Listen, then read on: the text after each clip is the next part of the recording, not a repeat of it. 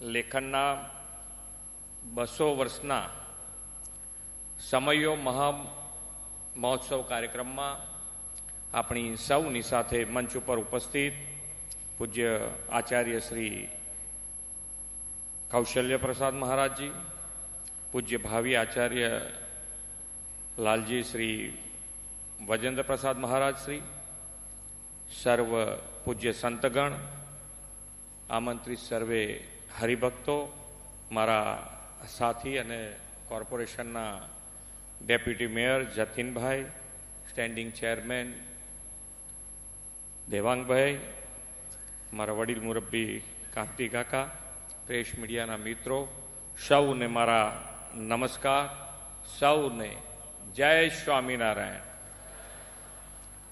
આજે વસંત પંચમીની પણ ખૂબ ખૂબ શુભેચ્છાઓ પાઠવું છું. વસંત પંચમી એટલે જ્ઞાન સાધના શિક્ષણની આરાધ્ય દેવી માતા સરસ્વતીની વંદનાનો દિવસ. ભગવાન સ્વામિનારાયણે પણ શિક્ષાપત્રી દ્વારા શિસ્ત, સંયમ, સદાચાર અને સમરસતા તરફ લઈ જતી વિચારધારાનું સમાજ શિક્ષણ આપવાનું યુગ કાર્ય કર્યું છે. વિક્રમ સંવત 1882ની વસંત પંચમીએ વડતાલની પવિત્ર ધરા પર રચાયેલી શિક્ષાપત્રીના 200 વર્ષ પૂર્ણ થવાના સમયનો આજે ઉમંગ અવસર છે. શિક્ષાપત્રીએ ધર્મને માત્ર ઉપાસના સુધી સીમિત નથી રાખ્યો. વ્યવહારિક જીવનમાં સમરસતા, એકતા અને બંધુતા સાથે પણ જોડ્યો છે. વિશ્વ નેતા અને યશસ્વી વડાપ્રધાન શ્રી નરેન્દ્રભાઈ મોદીએ સૌના સાથ, સૌના વિકાસ, સૌના વિશ્વાસ અને સૌના પ્રયાસનો જે મંત્ર આપ્યો છે તેને શિક્ષાપત્રી સમયો ઉત્સવ સાકાર કરે છે. મને આ ઉત્સવમાં સહભાગી થઈને સંતોના આશીર્વાદ અને આપ સૌ હરિભક્તોના દર્શનનો લહાવો મળ્યો છે તે માટે હું મારી જાતને ભાગ્યશાળી ગણું છું. આધ્યાત્મિક ગ્રંથો, પુરાણો, કથાઓ અને સંતવર્યોના વચનામૃત, ધર્મ પરંપરા એ તો આપણી ભવ્ય વિરાસત છે. શિક્ષાપત્રીના 200 વર્ષ પૂરા થવાના અવસરે મહાયાગ, વેદપાઠના પઠન અને અખંડ ધૂનથી આવી આધ્યાત્મિક વિરાસતને વ્યાપક બનાવવાનું આ સમયો અર્થપૂર્ણ માધ્યમ છે. સાથોસાથ વડાપ્રધાન શ્રી મોદી સાહેબે આપેલા વિરાસત બી વિકાસ બીના ધ્યેયને પાર પાડનારો પ્રસંગ પણ છે. મને જણાવવામાં આવ્યું છે કે આ ઉત્સવમાં ઓગમેન્ટેડ રિયાલિટી, વર્ચ્યુઅલ રિયાલિટી અને એઆઈનો ઉપયોગ કરીને લોકો શિક્ષાપત્રીના સંદેશાઓ જોઈ અને સમજી શકશે. સમયોના ઓડિટોરિયમ માટે સોલાર એનર્જીનો ઉપયોગ તથા આ સ્થળે પ્લાસ્ટિકનો ઓછામાં ઓછો ઉપયોગ કરીને સમયો ગો ગ્રીન ઇકોસિસ્ટમ મુજબ બનાવવામાં આવ્યો છે તે પણ અભિનંદનને પાત્ર છે. આજનો સમય ઝડપી વિકાસ, ટેકનોલોજી અને ભૌતિક સુવિધાઓનો યુગ છે, પરંતુ એક વાત સૌએ સ્વીકારવી જ પડે કે આંતરિક શિસ્ત, ઇનર પીસ અને નૈતિક આધાર વિના વિકાસ ટકી શકતો નથી.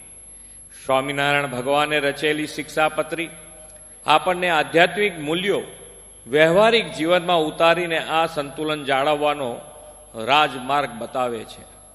અહિંસા, સત્ય, વ્યસન મુક્તિ, સામાજિક સમરસતા અને જવાબદારી, નાગરિકત્વ, આ બધા જ મૂલ્યો શિક્ષાપત્રીના 200 વર્ષ પછી પણ આજે એટલા જ પ્રાસંગિક છે.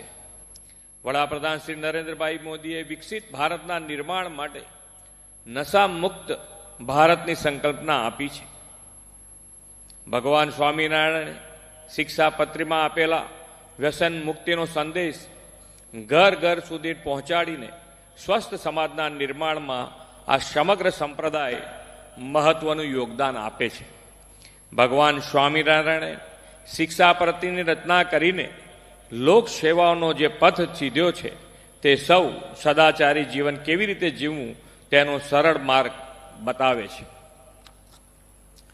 ગુજરાતની ધરતી પર સ્વામિનારાયણ પરંપરાએ સમાજ સુધારણા અને સમાજ શિક્ષણનું જે કાર્ય કર્યું છે તે શિક્ષાપત્રીના વિચારનું વાસ્તવિક જીવંત સ્વરૂપ છે. રાષ્ટ્રહિત પ્રથમ અને સમાજનું ભલું કરવાનું સદભાવ એ સ્વામિનારાયણના હરિભક્તોની ઓળખ છે. આ સંપ્રદાય દ્વારા ઘર સભામાં સદાચારના પાઠ દ્વારા કુટુંબ પ્રબોધનનું ખૂબ મહત્વનું કાર્ય થઈ રહ્યું છે. તે વિકસિત ભારતના નિર્માણમાં મહત્વનું બનશે. વડાપ્રધાન શ્રી મોદી સાહેબે વિકસિત ભારત માટે જનહિતના 9 સંકલ્પો આપ્યા છે. આ 9 સંકલ્પોમાંથી આપણે જે કરી શકાય એ રોજબરોજના જીવનમાં આપણે કેવી રીતે વધુ ને વધુ પ્રચાર પ્રસાર તો કરીએ જ, પણ જમીન ઉપર કેવી રીતે ઉતારી શકાય એનો પણ જો પ્રયત્ન આપણાથી થાય તો આપણે કરવો જોઈએ. પહેલો સંકલ્પ છે પાણી બચાવો. બીજો સંકલ્પ એક પેડ માં કે નામ. ત્રીજો સંકલ્પ સ્વચ્છતા. ચોથો વોકલ ફોર લોકલ.